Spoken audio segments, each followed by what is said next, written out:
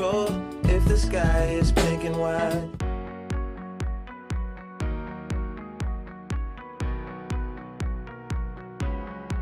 Baik teman-teman, di sini saya akan menjelaskan tentang pengertian kebijakan moneter dan juga tujuan utama kebijakan moneter Bank Indonesia. Apa sih itu kebijakan moneter? Kebijakan moneter adalah kebijakan yang berfokus untuk pengaturan persediaan uang dan juga tingkat suku bunga untuk mencapai sasaran ekonomi makro tertentu. Nah, apa sih tujuan utama kebijakan moneter Bank Indonesia? Yang pertama adalah menjaga stabilitas nilai rupiah, yang kedua menjaga stabilitas pembayaran, dan yang terakhir adalah menjaga stabilitas sistem keuangan. Selanjutnya ada pasar keuangan dan bank sentral.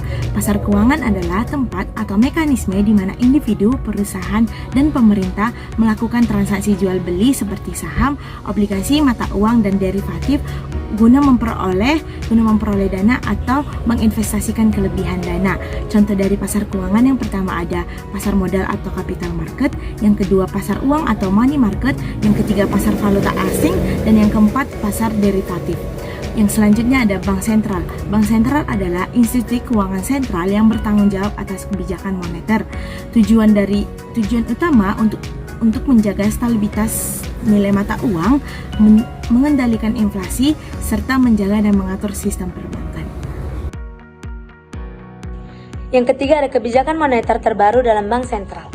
Kebijakan moneter terbaru adalah suku bunga acuan 7-day reverse repo rate dipertahankan di 5,50% pada rapat Dewan Gubernur 17-18 Juni 2025. Deposito facility tetap di 4,75%, lending di facility di 6,25%. September, BI sudah menurunkan bunga 2 kali masing-masing 25 BPJS.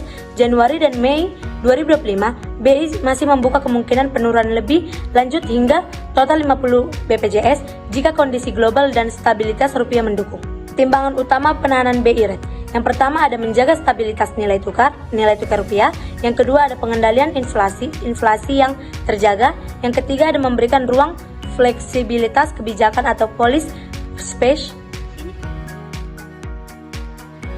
Yang keempat, masuk ke dampak kebijakan moneter pada instrumen pasar keuangan. Yang pertama, suku bunga SBI yang tinggi cenderung menurunkan nilai saham dan menekan indeks harga saham gabungan atau IHSG karena meningkatkan biaya modal dan menurunkan nilai arus kas perusahaan. Yang kedua, inflasi tinggi biasanya menunjukkan kondisi ekonomi terlalu panas dan dapat menurunkan daya tarik investasi saham. Yang ketiga, nilai tukar yang bergejolak memengaruhi stabilitas ekonomi dan persepsi investor. Faktor-faktor makroekonomi ini ditambah dengan return index RQ45 mampu menjelaskan sekitar 76% variasi perubahan IHSG. Ini menunjukkan bahwa kebijakan moneter dan stabilitas makroekonomi sangat berperan dalam dinamika pasar saham di Indonesia. Upaya mengatasi dampak kebijakan moneter bagi investor, yang pertama adalah diversifikasi portofolio, yang kedua analisis fundamental dan teknikal mendalam, yang ketiga memantau indikator makroekonomi, yang keempat memahami prospek jangka panjang. Bagi Bank Indonesia dan pemerintah, upaya yang dilakukan yang pertama komunikasi kebijakan yang jelas, yang kedua koordinasi kebijakan makroekonomi, yang ketiga fleksibilitas kebijakan, dan yang keempat menjaga stabilitas nilai tukar rupiah. Bagi para pelaku pasar, upaya yang dilakukan yang pertama adalah penyediaan informasi transparan, yang kedua edukasi investor, dan yang ketiga adalah pengembangan produk keuangan inovatif. Baik, selanjutnya prediksi jangka panjang dan jangka pendek. Yang pertama ada jangka panjang yang terdiri dari stabilitas nilai tukar rupiah terjaga, pengendalian inflasi berkelanjutan, ruang fleksibel kebijakan terjaga, dampak signifikan terhadap rating saham dan IHSG. Yang kedua, ada jangka pendek yang terdiri dari suku bunga obligasi cenderung stabil, biaya dana bank stabil, suku bunga kredit dan deposito tidak banyak berubah, kapasitas biaya pinjaman bagi sektor real, volatilitas pasar saham terkendali. Baik, kita masuk pada kesimpulan, kebijakan moneter Bank Indonesia sangat krusial dalam menjaga stabilitas makroekonomi, mengendalikan inflasi, dan menjaga pertumbuhan ekonomi.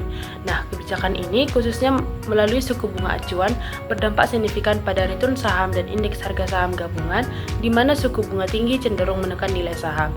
Selain itu, inflasi dan nilai tukar rupiah juga turut mempengaruhi dinamika pasar saham secara kuat. Keputusan BI untuk menahan BI rate pada Juni 2025 merupakan langkah kehati-hatian dan antisipatif untuk menjaga stabilitas rupiah dan mengendalikan inflasi, sekaligus mempertahankan fleksibilitas kebijakan di masa mendatang.